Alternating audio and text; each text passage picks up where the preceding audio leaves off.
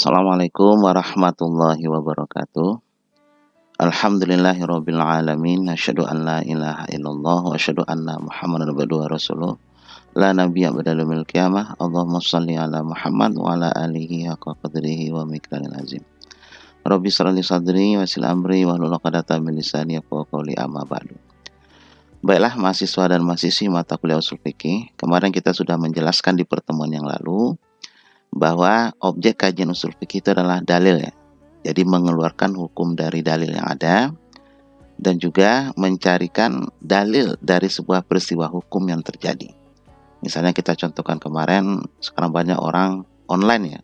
Boleh nggak kita nikah online ya? Boleh nggak kita sholat Jumat secara online dan sebagainya. Itu sudah dicarikan dalilnya. Nah, sekarang kita lihat apa sih dalil itu gitu. Nah, di sini kita jelaskan ta'rifud dalil atau definisi dalil. Dalil itu adalah ma yastadillu bin nazri sahih fihi ala hukmin syar'iyyin amaliyin ala sabil qat'i wa zon.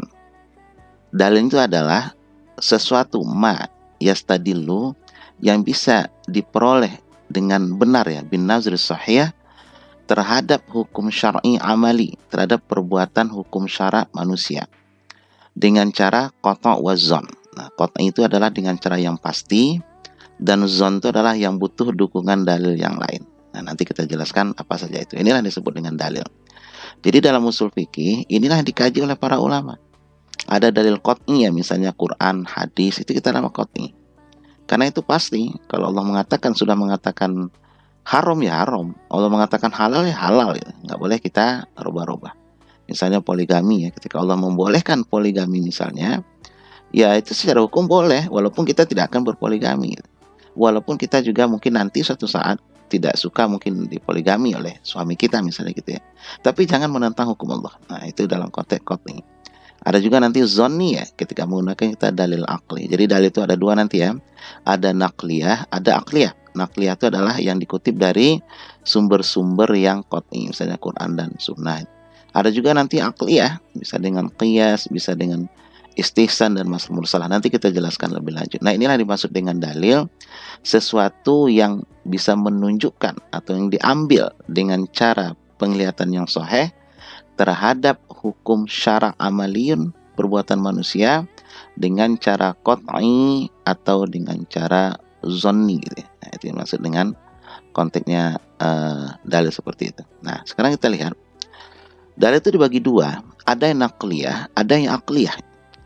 Nakliyah itu dinukil lah kalau bahasa kita nih ya. Kita hanya memindahkan dari sumber-sumber yang pasti dan yang sudah ada.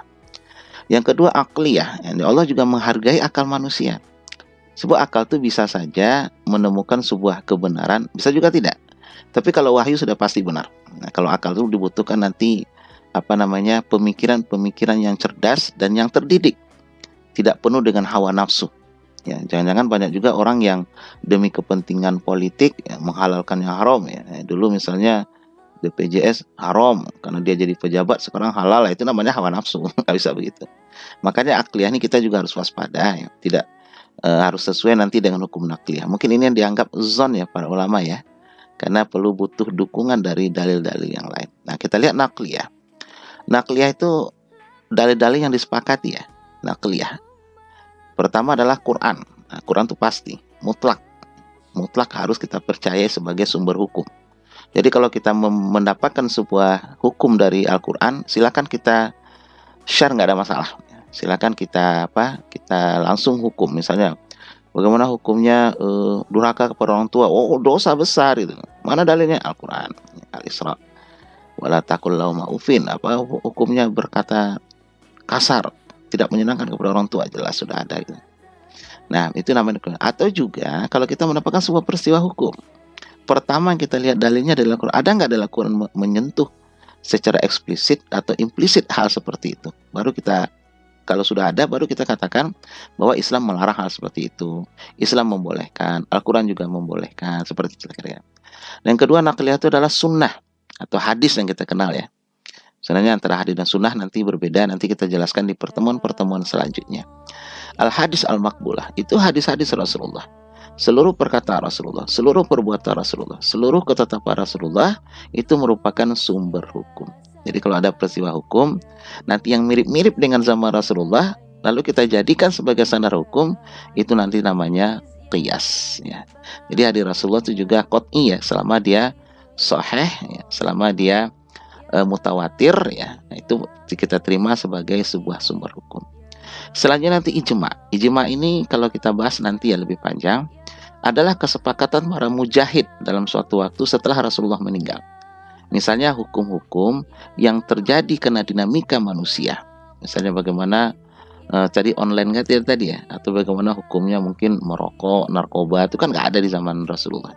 Nah, ulama-ulama nanti sidang ya, seperti Majelis Ulama Indonesia, sidang lalu memutuskan sebuah hukum ya, bahwa hukum begini boleh, hukum begitu tidak boleh.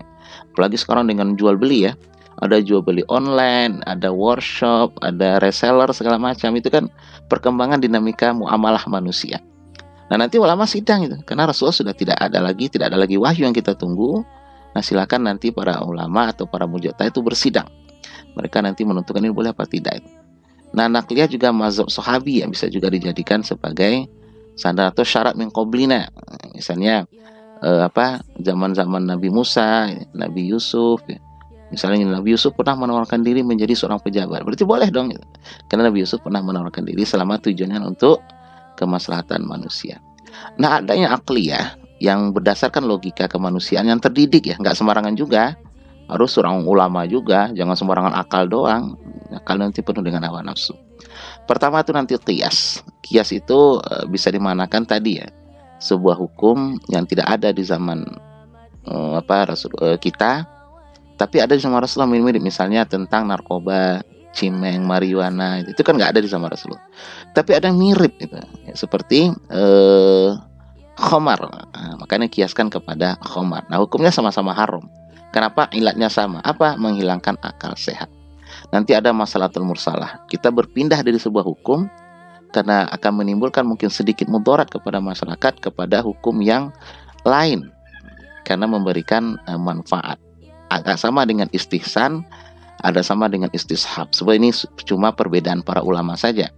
Misalnya Imam Syafi'i memakai istihsan, Imam Hanafi memakai istishab, Imam Malik memakai masalah mursalah, itu saja. Hanya perbedaan-perbedaan ulama dalam guna. Intinya sama, berpindah dari sebuah hukum kepada hukum yang lain demi kemaslahatan. Nah, ini yang disebut dengan, kita jelaskan nanti dalam pertemuan selanjutnya. Intinya adalah dalil itulah yang menjadi kunci pokok objek kajian usul fikih.